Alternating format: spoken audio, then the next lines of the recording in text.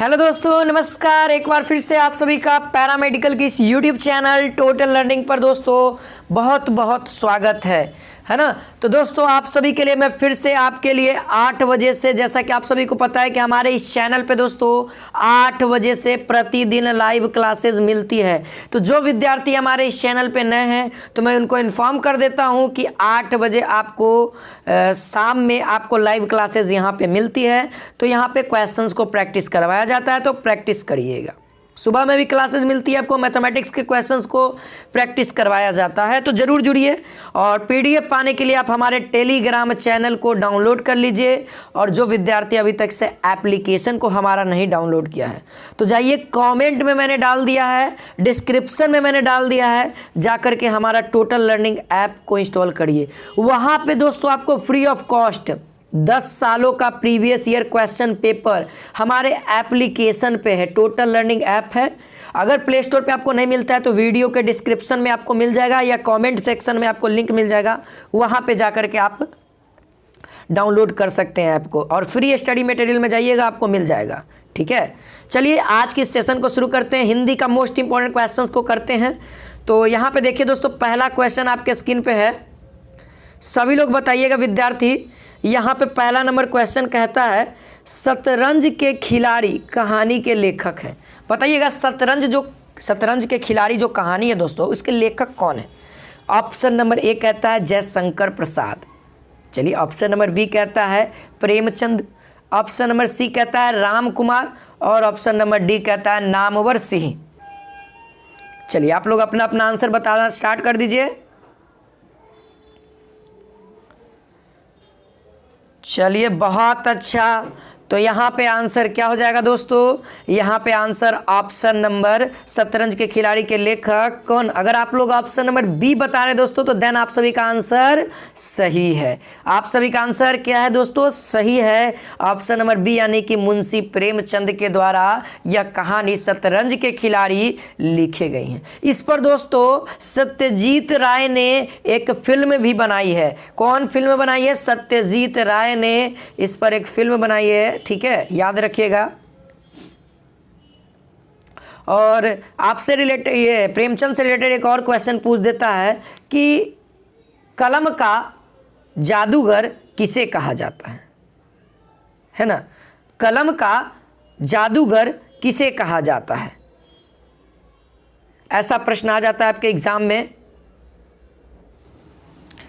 तो यहाँ पे आप लोग आंसर क्या बता रहे दोस्तों? तो ऑप्शन नंबर बी ही, यानी कि मुंशी प्रेमचंद जी हैं। ठीक है, क्या है? मुंशी प्रेमचंद जी हैं। ठीक है, आगे बढ़िए। और कलम का सिपाही किन्हें कहा जाता है? तो वो राम वृक्ष बेनीपुरी को कहा जाता है। चलिए, यहाँ पे देख लीजिए, क्वेश्चन नंबर 42 कहता है दोस्तों, महादेवी वर्मा कहानी गौड़ा में गौड़ा किसका नाम है? देखिए, महादेवी वर्मा के द्वारा एक बहुत ही सुंदर सा कहानी लिखा गया जिसका नाम है गौड़ा। और ये गौड़ा कहानी का नाम है दोस्तों, लेकिन कहानी में भी एक एक्टर है ना। कहानी में एक्टर जिसका नाम गौड़ा है, उस एक्टर का क्या नाम है? उस एक्टर का क्या नाम है? ऑप्शन नंबर ए है बकरी, ऑप्शन नंबर बी है भैंस, ऑप्शन नंबर सी है गाय, ऑप्शन नंबर डी है स्त्री। तो देखिए, जो विद्यार्थी कहानी नहीं पढ़े होंगे तो एज इट इज मालूम है कहाँ पे जा रहे होंगे, मुझे पता है। जो विद्यार्थी कहानी अच्छे से फीलिंग करके नहीं पढ़े होंगे तो वो लोग ऑप्शन नंबर डी मार रहे होंगे स्त्री, जो कि सरासर गलत है। जो महादेवी वर्मा थी दोस्तों, मैं इसका कहानी का थोड़ा सा पार्ट मैं बता देना चाहता हूँ। महादेवी जो वर्मा थी वह इस कहानी के दौरान उन्होंने बताया था कि मैं एक पालतू, यानी कि पालतू जानवरों से, बहुत ही ज़्यादा जानवरों से प्रेम करती थी और हर तरह के जानवर को ये पालतू करती थी, यानी कि पोसती थी। और उसी में से एक बहन के यहाँ अपने घूमने गई थी महादेवी वर्मा, बड़ी बहन के यहाँ। तब उनको वहाँ पर एक गाय मिली थी, है ना, बहुत ही सुंदर थी। और उस गाय का क्या नाम था? गौरा नाम था। और इसीलिए उन्होंने इस कहानी का भी नाम गौरा रखा। तो यहाँ answer option number C correct होगा।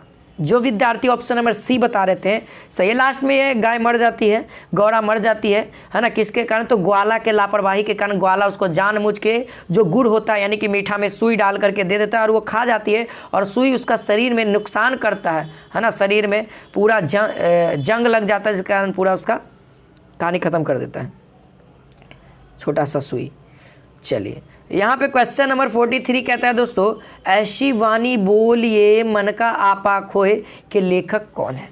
देखिए ये आपको दोहा है ना, दोहा है दोस्तों। और ये लेखक कौन है? ऑप्शन नंबर ए कहता है दोस्तों कबीर दास। देखिए ऑप्शन नंबर बी कहता है तुलसीदास, ऑप्शन नंबर सी कहता है सूरदास और ऑप्शन नंबर डी कहता है विद्यापति। तो कौन है? देखिए दोहा तो दो ही आदमी का फेमस है, दोहा दो ही आदमी का फेमस है और उनका नाम एक कबीर जी है, एक रहीम जी। आप लोग देखेंगे रहीमन पानी राखिए यानी कि रहीम जी की है। और दोनों में कविता, ये जो दोहा होता है उनका कन्फ्यूजन रहता है कि कौन कबीर का है कौन रहीम का है। अगर कोई एक है और दोहा है तो वो तो पता लग जाएगा। तो जैसे कि यहाँ पे ऑप्शन नंबर ए करेक्ट हो जाएगा, कबीर की ये दोहा है। इस कबीर की दोहा को हम लोग पूरा करते हैं। आप लोग आधा देख रहे हैं लेकिन मैं इसको पूरा करता हूँ। देखिए इस पूरा कबीर जो दोहा है इसका पूरा क्या है? ऐसी वाणी बोलिए मन का आपा खोए, औरन को शीतल करे आपहु शीतल होए। इसका अर्थ क्या कहता है दोस्तों? आपके मुख से ऐसा शब्द निकलना चाहिए, ऐसा वाणी निकलना चाहिए, ऐसा बोली निकलना चाहिए जो मन के आपा यानी कि मन के क्रोध को, है ना, मन की दुखी आत्मा को दूर कर दे। और साथ ही दोस्तों जो सुनने वाला दूसरा कोई खड़ा है उसको भी एकदम ठंडा मिजाज में ला दे, कहे कि ना भाई तोरा नियर संगीतकार है ये नहीं है। और दोस्तों खुद भी शीतल हो जाए यानी कि खुद भी संतुष्टि प्राप्त करें कि नहीं यार मेरे बोलने से दूसरा कोई भी हो गया और मेरा क्रोध भी शांत हो गया। ये इसका अर्थ होता है। ठीक है, बहुत ही मज़ेदार है। देखिए सूरदास से रिलेटेड आता है। जैसे सूरदास का लेखक है, एक लेख है प्रचलित है जिसका नाम है सूर सागर। देखिए सूरदास का लेखक को जो भी लेख है उसको पहचानने के लिए ट्रिक है। सूरदास जो है ना ये इनका जितना भी रचना है उसमें सूर लगल होगा। जैसे सूर सागर है ना, और क्या है सूर करके ऐसी करके कुछ है, दो है जो कि याद रखिएगा। तुलसीदास के द्वारा भी रचित है, तुलसीदास के द्वारा भी रचित है। तो तुलसीदास के द्वारा कौन कौन सा चीज़ रचित है जरा आप लोग कमेंट करके बताइए तो किनको किनको याद है। हम देखना चाहते हैं कि तुलसीदास के द्वारा किनको किनको याद है कि रचित है क्या क्या। तो चलिए मैं बता देना चाहता हूं तुलसीदास के द्वारा सबसे फेमस रामायण जिसको हम लोग कहते हैं दोस्तों रामचरितमानस, है ना। रामचरितमानस किनके द्वारा है? तुलसीदास के द्वारा ही है। ठीक है, इनके द्वारा एक और है गीतावली, गीतावली भी इनके द्वारा है। दोहावली में बहुत सारा कन्फ्यूजन होता है। देखो दोहा मैंने तो कह दिया कि सर दो ही आदमी है, कबीर है एक रहीम है। तो दोहावली जो है ना दोस्तों वो तुलसीदास का, याद रखिएगा आपसे। दोहावली, गीतावली, है ना। विनय पात्रिका किनके द्वारा है? तुलसीदास के द्वारा है। ठीक, ये सब याद रखिएगा। ठीक है, और अगर मैं विद्यापति की बात करूं तो विद्यापति से भी रिलेटेड जान ही लेते हैं, है ना, कि विद्यापति ने किन रचनाओं को किया था। तो आंसर क्या होगा मालूम है? विद्यापति के द्वारा बहुत सारी चीज़ें रचित है। ठीक है, जैसे कीर्तिलता, है ना, ये सभी चीज़ें जो फेमस कैरेक्टर है। कीर्तिलता हो गया, पदावली हो गया, ये सब किसके द्वारा रचित है? विद्यापति के द्वारा रचित है। ये सब चीज़ें याद रखिएगा। अब यहाँ पे देखिए दोस्तों क्वेश्चन नंबर 44 कहता है भक्ति काल में सगुन भक्ति धारा के प्रमुख कवि कौन थे? देखिए सगुन भक्ति धारा के प्रमुख कवि बताना है। भक्ति धारा के कौन कौन से कवि हैं? इसमें 3 गो ऐसे जो हैं वो भक्ति काल के हैं, बट यहाँ पे क्वेश्चन और भी लिखा हुआ है सगुन भक्ति धारा के कवि। Option number 1 Kabirdas, option number B Jayasi, option number C Surdas और ऑप्शन नंबर डी निराला। इसमें से आंसर कौन सा होगा? तो यदि दोस्तों आप लोग बता रहे ऑप्शन नंबर सी यानी कि सूरदास तो देन आपका सही है जी। हाँ जी आपका सही है दोस्तों, यहाँ पे सूरदास ही होगा क्योंकि दोस्तों ये सूरदास है जो सगुन भक्ति धारा के कवि हैं, प्रमुख कवि हैं। और ये किस भगवान की भक्ति में मतलब कि लीन रहते हैं? तो वो हैं कृष्ण के, ये कृष्ण प्रेमी है दोस्तों, है ना। अब यहाँ पे मैं बात करूँ कबीरदास के तो कबीरदास भी भक्ति काल के कवि हैं, कबीरदास भी भक्ति काल के कवि है, लेकिन ये निर्गुण भक्ति धारा के कवि हैं। ये किसके हैं? निर्गुण भक्ति धारा के, याद रखिएगा। और निर्गुण भक्ति धारा के एक और कवि हैं जायसी, इनका पूरा नाम क्या है? मलिक मोहम्मद जायसी। ये भी क्या है? ये निर्गुण भक्ति धारा के सूफी कवि हैं और ये संत कवि हैं, ये सूफी कवि हैं, याद रखिएगा। और निराला तो अपना भाई कौन, इनका पूरा नाम क्या है मालूम है? निराला का पूरा नाम क्या है बताइए तो? आपसे कभी कभी पूछ देगा निराला का पूरा नाम क्या है, तो याद रहना चाहिए क्या है? सूर्यकांत त्रिपाठी उर्फ निराला। इनका पूरा नाम क्या है? सूर्यकांत त्रिपाठी। और इनका जो उर्फ यानी कि जो हेडलाइन नाम है वो है निराला। ठीक है। और ये किस काल के कवि हैं? तो ये आधुनिक काल के छायावादी कवि हैं, छायावादी कवि हैं, ठीक है। छायावादी युग के कवि हैं निराला। आधुनिक काल, अगर काल की बात की जाए तो आधुनिक काल। अगला प्रश्न देखिए दोस्तों, क्वेश्चन नंबर 45 यहाँ पे कहता है पक्षी शब्द का पर्यायवाची नहीं है। यहाँ पे कौन सा ऑप्शन है जो पक्षी का पर्यायवाची यानी कि समान अर्थ व्यक्त करने वाला शब्द नहीं है? पर्यायवाची का क्या होता है? पर्यायवाची जो शब्द है इसका मतलब क्या होता है? आप लोग जब पढ़ेंगे डेफिनेशन तो पर्यायवाची का मतलब जानते होंगे। मैं बता दूं, पर्यायवाची उसे कहते हैं ऐसा शब्द जिसका समान अर्थ है। देखिए, चेहरा अलग है, चेहरा अलग है, वेशभूषा अलग है, लेकिन सोचने की क्षमता एक ही है ना। अगर मान लीजिए ये सोच रहा है खाना खाना, खाना खाना, तो ये दूसरा भी सोचेगा खाना खाना। भले ही इसका अलग है, यह क्या, यह पूरा गंदगी में रहता है, यह पूरा साफ सुथरा में रहता है। भले ही रूप रंग अलग है लेकिन सोच की क्षमता एक है। यानी कि भले ही नाम अलग अलग है लेकिन अर्थ आपका एक ही रहता है, उसी को पर्यायवाची शब्द कहते हैं। तो इसमें कौन सा ऐसा है जिसका अर्थ अलग आता है? बहुत अच्छा। यदि दोस्तों आप लोग ऑप्शन नंबर डी बता रहे हैं, है ना, यदि आप लोग ऑप्शन नंबर डी यानी कि प्रसून बता रहे हैं तो देन आपका आंसर सही है। क्योंकि दोस्तों प्रसून का अर्थ क्या होता है मालूम है? पुष्प होता है, फूल होता है। और बाकी परिंदा का मतलब भी आप लोग जान रहे हैं, पक्षी। शकुंत का भी मतलब पक्षी, खग का मतलब भी पक्षी, चिड़िया यानी कि कहते हैं हम लोग सिंपल भाषा में हम लोग चिड़िया कहते हैं, देहाती भाषा में देख चिड़िया उड़ लो, ऐसी ना कहते हैं। और प्रसून का मतलब होता है पुष्प। तो अगर आप लोगों को मान लो पुष्प से रिगार्डिंग आ गया तो प्रसून आपको याद रखना है किसका पर्यायवाची शब्द है? पुष्प का पर्यायवाची शब्द है, फूल का पर्यायवाची शब्द है। अगला प्रश्न देखें, तैयार हो जाइए। अगला प्रश्न यहाँ पे देखिए, क्वेश्चन नंबर 46 कहता है दोस्तों आगामी शब्द का विलोम है। आगामी शब्द का विलोम कौन सा? ऑप्शन नंबर है विगत, ऑप्शन नंबर बी है प्राचीन, ऑप्शन नंबर सी अति और ऑप्शन नंबर डी इति। तो देखिए, सबसे पहले विलोम शब्द करने से पहले जो शब्द दिया हुआ है ना, हम लोग कोशिश करते हैं उसका अर्थ सीखने की, है ना। अगर आपसे अर्थ निकल पाता है तो अच्छी बात है, नहीं निकलता है तो भाई साहब तुक्का जिंदाबाद है। पहले आप लोग कोशिश करिए सही आंसर करने की। तो सही आंसर कब होगा? जब आपको सही मायने में इसका अर्थ पता होगा। जैसे आगामी, आगामी, गामी। देखो आप लोग संस्कृत जब पढ़े होंगे 10वां क्लास में, गामी यानी कि जाना, है ना। गामी मतलब जाना और आगामी मतलब आना, तो यानी कि आने वाला, है ना। आगामी आने वाला, आने वाला इसका विलोम शब्द जाने वाला, बीत गया, है ना। आगामी आया हुआ और गया हुआ यानी कि बीत गया। तो इसमें कौन सा ऑप्शन दिख रहा है? प्राचीन। प्राचीन का उल्टा देखिए, प्राचीन का उल्टा क्या हो जाएगा? विलोम शब्द नवीन हो जाएगा। याद रखिएगा क्या हो जाएगा? नवीन। यानी कि प्राचीन का मतलब पुराना और नवीन का मतलब नया। अति, यहाँ पे देख लीजिए अति, अति का विलोम क्या होता है? अति का मतलब होता है, अति का अर्थ क्या होता है मालूम है? अति का होता है अधिक। अति का अर्थ क्या होता है? अधिक। तो इसका उल्टा क्या हो जाएगा? इसका उल्टा क्या हो जाएगा? अल्प। अल्प हो जाएगा, है ना। अति का अल्प हो जाएगा। अगर मैं बात करूं लास्ट हमारे पास बचा इति। इति तो होता नहीं है, इति तो होता नहीं है, पहली बात इसको साइड रखिए। इत्यादि होता है। और ऑप्शन नंबर विगत, है ना। देखिए गामी और गत, यहाँ से आप रिलेशन पता करके ऑप्शन नंबर ए जो विद्यार्थी बता रहे हैं उनका सही। विगत का मतलब होता है बीता हुआ। विगत का मतलब क्या होता है? बीता हुआ। तो आगामी मतलब आने वाला और विगत मतलब बीता हुआ, तो दोनों एक दूसरे के विपरीत है। तो option number A is the correct answer. चलिए अगला प्रश्न देखिए दोस्तों, क्वेश्चन नंबर आप लोग 47 को देखिए। क्वेश्चन नंबर 47 कहता है पीताम्बर इस समास का उदाहरण है। पीताम्बर किस समास का उदाहरण है? ऑप्शन नंबर ए है दोस्तों बहुब्रीहि समास का, ऑप्शन नंबर बी है अव्ययी भाव का, ऑप्शन नंबर सी है द्वंद्व का और ऑप्शन नंबर डी है तत्पुरुष का। किसका है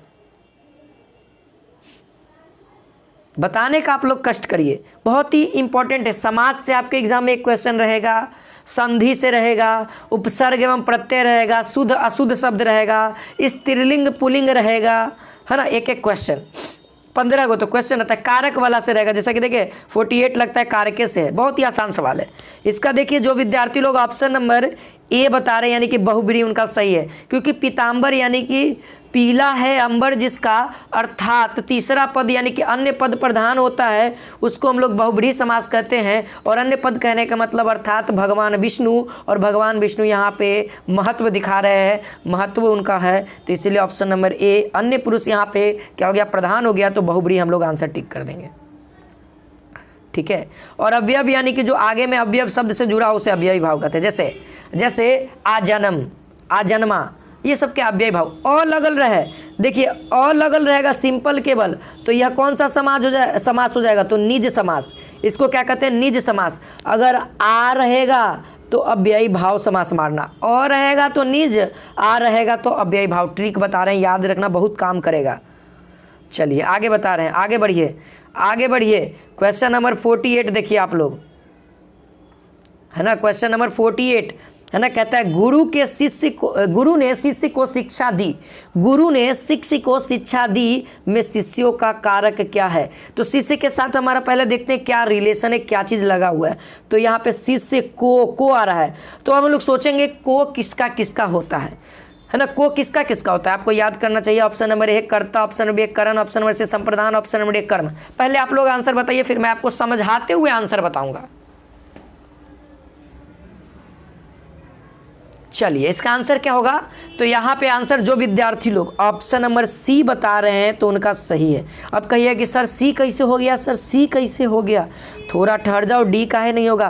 कर्ता ने कर्म को सही है, को होता है, करण से होता है, सही है, संप्रदान को के लिए होता है, ये भी सही है, को इसका भी मतलब होता है, और के लिए होता है तो वो अलग बात है, के लिए होता है तो ये चीज़ अलग है, लेकिन को इसका भी है, को इसका भी है। तो अब तो मेरे को कंफर्म हो गया कि ना ही ए होगा ना ही बी होगा, यानी कि ऑप्शन नंबर सी या डी होगा। अब सर आप कह रहे हैं सी होगा, कोई कारण बताइए, प्रूफ बताइए सी कैसे होगा, है ना। आपको जानने की इच्छा हो रही होगी, हो रही है ना। तो मैं बता दूं दोस्तों, आप लोग पढ़े होंगे, देने के अर्थ में को का यूज संप्रदान कारक करता है। देने के अर्थ में को का यूज संप्रदान करता है, बाकी सभी के अर्थ में कर्म का यूज होता है। फॉर एग्जाम्पल यहाँ पे देख सकते हैं, गुरु ने शिष्य को क्या दिया, देने का अर्थ हो रहा है ना, शिक्षा दिया, देने का चीज़ हो रहा है कि नहीं हो रहा है। तो यहाँ पे आप लोग याद रखिएगा, देने के चीज़ में संप्रदान मारिएगा, को जब रहेगा तब, को रहेगा तब। अगर यही गुरु से पूछता तो गुरु हमारा कौन सा कारक हो जाता, गुरु के साथ ने है तो कर्ता ने हो जाएगा, यानी कि ऑप्शन नंबर ए टिक कर देते, कोई दिक्कत नहीं था। चलिए आगे बढ़िए, अगला प्रश्न देख लीजिए। क्वेश्चन नंबर देखिए 49 कहता है दोस्तों, आम्र शब्द आम का निम्नलिखित है, आम्र शब्द आम का निम्नलिखित है। सभी विद्यार्थी बताइएगा। ऑप्शन नंबर ए तत्सम, ऑप्शन नंबर बी तद्भव, ऑप्शन नंबर सी देशज, ऑप्शन नंबर डी है विदेशज। सभी विद्यार्थी बताइएगा, आम्र शब्द आम का निम्नलिखित है।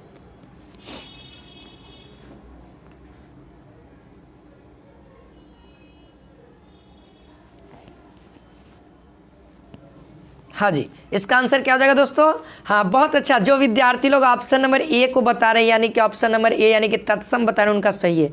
क्यों दोस्तों, क्वेश्चन क्या कह रहा है पहले इसको समझिए, पहले समझते। आम्र शब्द आम का निम्नलिखित है, यानी कि हमसे क्वेश्चन कर रहा है कि ये जो आम्र शब्द लिखा गया आपके सामने, ये कैसा शब्द है, यह एक कैसा शब्द है। तो आम्र एक संस्कृत वर्ड है, और संस्कृत वर्ड कौन सा शब्द कहलाता है, तो तत्सम कहलाता है, तत्सम कहलाता है, ठीक है। संस्कृत वर्ड क्या कहलाता है, तत्सम, और हिंदी वर्ड को हम लोग तद्भव कहते हैं। कन्फ्यूजन मत रखिएगा, ठीक है, कन्फ्यूजन बड़ा ही कन्फ्यूजन है। और कन्फ्यूजन किसको होता है मालूम है, मैं एक बात बता दूं, सच्चा कड़वा सच है, कन्फ्यूजन उसको होता है जो बहुत ज़्यादा पढ़ता है, जहाँ तक मेरे को याद है। अगर देखो कहीं कहा जाता है कि more than study more than confusion, more than study more than confusion, और नो स्टडी नो कन्फ्यूजन, है ना। अगर आप पढ़ेंगे ही नहीं, कन्फ्यूजन ही नहीं होगा, जब पढ़ेंगे तो कन्फ्यूजन होगा। तो इसीलिए कन्फ्यूजन से दूर नहीं होना है, कन्फ्यूजन को दूर करना है, ठीक है। चलिए तो आंसर हो गया। और देश में बोली जाने वाली भाषा को देशज कहते हैं, विदेश में बोली जाने वाली भाषा को विदेशज कहते हैं। सर देशज विदेशज के बारे में थोड़ा सा बता दीजिए। चलिए मैं बताता हूँ। देशज शब्द जैसे सरपंच, सरपंच क्या है, गांव देहात में बोला जाता है। मुखिया, ये सब क्या है, देश में जन्म लिया है। जो भाषा जो शब्द देश में जन्म लिया हो उसे देशज शब्द कहते हैं। विदेशी शब्द जो विदेश से लाया हो, जैसे कलेक्टर, कलेक्टर के बारे में बहुत सुने होंगे, जिसको डीएम कहते हैं ना, डिस्ट्रिक्ट मिनिस्टर, है ना। तो वो विदेशी शब्द है, ब्रिटिश के लोग लाए थे, यूपीएससी का एग्जाम कंडक्ट करवाए थे, है ना, उन्हीं के समय से ब्रिटिश के लोग, है ना। तो ये सब विदेशी शब्द हैं। चलिए आगे बढ़िए। क्वेश्चन नंबर यहाँ पे 50 कहता है निम्नलिखित में से शुद्ध शब्द बताइए। शुद्ध शब्द बताना है। लीजिए जूम कर दिए। ऑप्शन नंबर ए अधति, ऑप्शन नंबर बी अधोगति, ऑप्शन सी मनरथ, ऑप्शन नंबर डी सम्मान। करेक्ट बताइएगा, करेक्ट आंसर बताइएगा।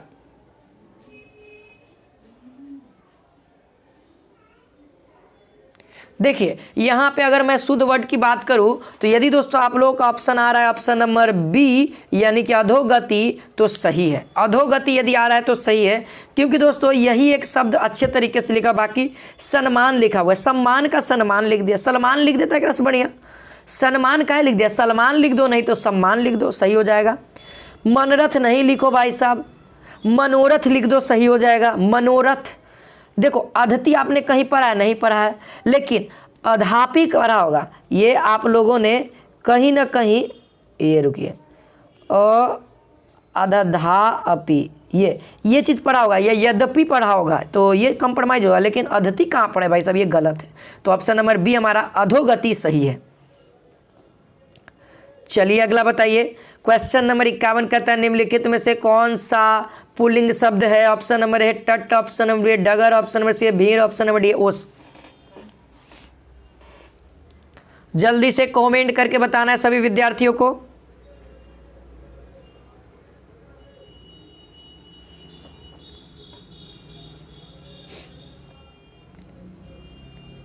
चलिए हाँ जी, तो जो विद्यार्थी अगर बता रहे हैं ऑप्शन नंबर ए तो सही है उनका, यही एक पुल्लिंग है और बाकी सब ये तीनों है ना जो स्त्रीलिंग है। तो भीड़ भी हमारा क्या है, एक स्त्रीलिंग है। क्या है, भीड़ हमारा एक स्त्रीलिंग है, डगर भी स्त्रीलिंग है और ओस भी स्त्रीलिंग है, याद कर लीजिए। अब टट, टट हमारा क्या पुल्लिंग है। टट यानी कि गोवा वाला बीच। बीच के बारे में जानते हैं सब, अगर बीच बोलेंगे ना तो सब कुछ समझेगा, लेकिन टट बोलेंगे तो कोई नहीं समझेगा। क्या है कि गोवा वाला बीच गाना पॉपुलर है ना, इसीलिए बीच मतलब समझ जाइएगा कि भाई समुद्र के किनारे वाले स्थल को हम लोग बीच कहते हैं, जहाँ पे मज़ा होता है ना, उसको हम लोग क्या कहते हैं, हिंदी में तट कहते हैं। यानी कि तट गीला है, तट गीला है, गीली नहीं बोलते हैं, तट गीली नहीं बोलते हैं, गीला है, ठीक है, लड़का है इसीलिए। अगला देखिए, क्वेश्चन नंबर यहाँ पे 52 कहता है निम्नलिखित में से कौन सा शब्द शुद्ध है। बताइए आप लोग, शुद्ध शब्द बताना। ऑप्शन नंबर प्रेसी, ऑप्शन नंबर बी है शताब्दी, ऑप्शन नंबर सी पुष्टि, ऑप्शन नंबर डी है अनुयायी। बताइए, ज़्यादा टाइम नहीं लगाइए, ये सब क्वेश्चन आसान है और यही सब क्वेश्चन पूछता है आपके एग्जाम में। तो इसका आंसर आप लोग क्या बता रहे हैं, ऑप्शन नंबर यदि डी बता रहे हैं अनुयायी, तो ये सही है। अनुयायी मालूम है ये चीज़ कहाँ पे मिलेगा आपको, हिस्ट्री जब पढ़िएगा ना तो ये वाला वर्डवा मिल जाएगा। कैसे मिलेगा, तो बौद्ध धर्म में मान लो कोई, जैसे कि नहीं होता है कि बौद्ध धर्म में आया राजा, बहुत देखते होंगे कि शिष्य बन जाता है, कोई बुद्ध भगवान का शिष्य बन जाता है, तो वो क्या होता है बौद्ध धर्म में अनुयायी हो जाते हैं, अनुयायी हो जाते हैं यानी कि शिष्य बन जाते हैं। तो वही ये सही ढंग से लिखा हुआ है। बाकी शताब्दी इस तरफ से लिखना चाहिए था, पुष्टि आपको इस तरफ से होना चाहिए था और प्रेसी आपको इस तरफ से होना चाहिए। बाकी सब इस तरीके से रहता तो सब सही होता, ठीक है। तो यहाँ पे तो भाई साहब कोई एक ही सही है, तो कुछ ना कुछ गलती करेगा तब ना हम लोग पकड़ेंगे, नहीं तो उसको 1 नंबर या 5 नंबर बन जाएगा।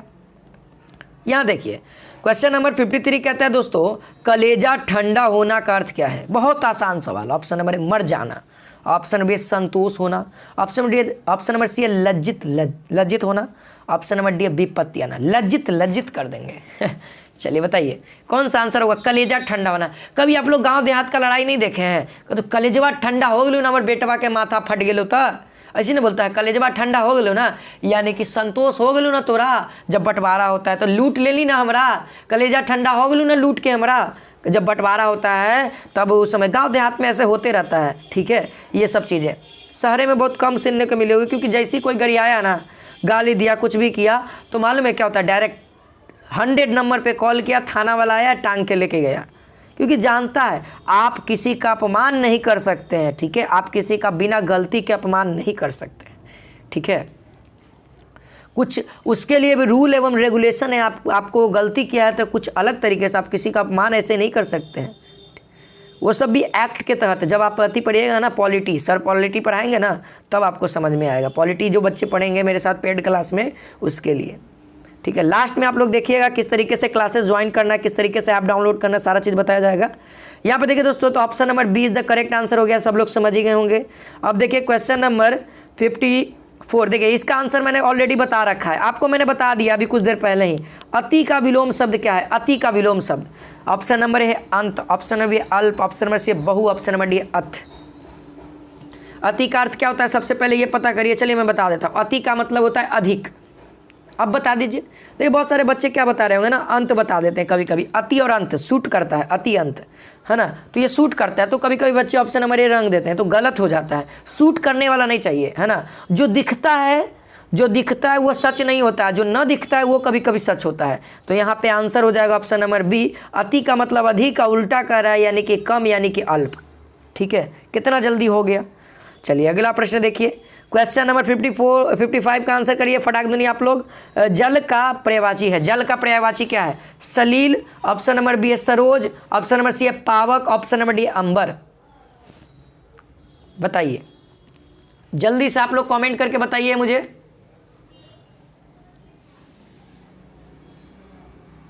हाँ जी, तो यदि दोस्तों आप लोग बता रहे हैं ऑप्शन नंबर ए, तो देन आपका आंसर सही है, सलील इज द करेक्ट आंसर होगा। जल का पर्यायवाची क्या है? सलील है। ठीक है, क्या है? सलील है। और सरोज क्या हो जाता है? तो सरोज आपका कमल का होता है। सरोज किसका होता है? कमल का होता है। ठीक है, पावक किसका होता है? आग का होता है, अग्नि जिसको कहते हैं। अंबर यानी कि आकाश, यानी कि नभ, यानी कि गगन। ठीक है, तो उम्मीद है दोस्तों आज की ये क्लास अच्छी लगी होगी। तो अभी दोस्तों आपको एक वीडियो चलने वाला है, उस वीडियो को देख लीजिए। मिलते हैं नेक्स्ट वीडियो में, आज के लिए बस इतना ही। जय हिंद, जय भारत। दोस्तों जो विद्यार्थी लोग पैरामेडिकल प्रवेश परीक्षा 2022 की बेहतरीन तैयारी करना चाहते हैं, जिससे सरकारी कॉलेज यानी कि गवर्नमेंट कॉलेज में उनका एक सीट मिल सके, उस तरीके का तैयारी, उस तरीके का स्ट्रैटेजी, उस तरीके का गाइडेंस लेना चाहते हैं, तो दोस्तों आपके लिए ये जो बैच हमारा आया हुआ है 1 फरवरी से, जो कि स्टार्ट होने वाला है, बेहतरीन बैच है आपके लिए। अगर ये सब फीचर आपको इस बैच में, मतलब कि किसी भी बैच में चाहिए, तो इस बैच को ज्वाइन करिए। इस बैच में आपको बहुत अच्छे टीचर्स पढ़ाएंगे, मैं भी पढ़ाऊंगा उसमें। ठीक है, इसमें आपको दोस्तों ऑल सब्जेक्ट पढ़ाया जाएगा, है ना। जैसा कि मैंने लिखा है दोस्तों, पढ़ो और आगे बढ़ो, है ना, पढ़ो और आगे बढ़ो। अगर दोस्तों आप लोग इस बैच को अभी ज्वाइन करते हैं, तो अभी ज्वाइन करने के लिए दोस्तों आपको मात्र और मात्र चार्ज कितना है? 599 है। इस बैच का प्राइस क्या था दोस्तों?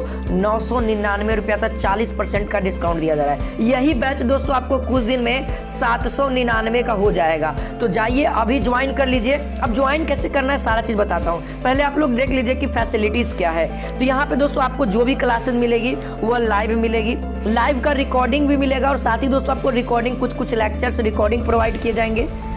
डाउट क्लास चलेगा, टेस्ट सीरीज चलेगा, यानी कि टेस्ट भी लिया जाएगा आप सभी का कितना पढ़ रहे हैं। और दोस्तों मेन बात, जो आपका क्लास का नोट्स होगा ना, वह हिंदी और इंग्लिश दोनों में होगा। अब बहुत सारे बच्चे मुझसे ये पूछते हैं कि सर जो क्लासेज चलेगी वह किस तरीके की चलेगी। तो मैं बताऊं, जो क्लासेज आपको चलेगी वह हिंदी मीडियम से चलेगी। मतलब हिंदी मीडियम कहने का मतलब जो समझाने का लैंग्वेज रहेगा वो आपका रहेगा बिहारी लैंग्वेज। कहने का मतलब कुछ भी वर्ड को हम प्रैक्टिकली अच्छे से समझेंगे। कोई भी टॉपिक पढ़ रहे हैं, है ना, जैसे गति पढ़ रहे हैं, तो गति होता क्या है सबसे पहले इसको समझेंगे। तो डेमो आपको भी मिल जाएगा, डेमो भी मिलेगा।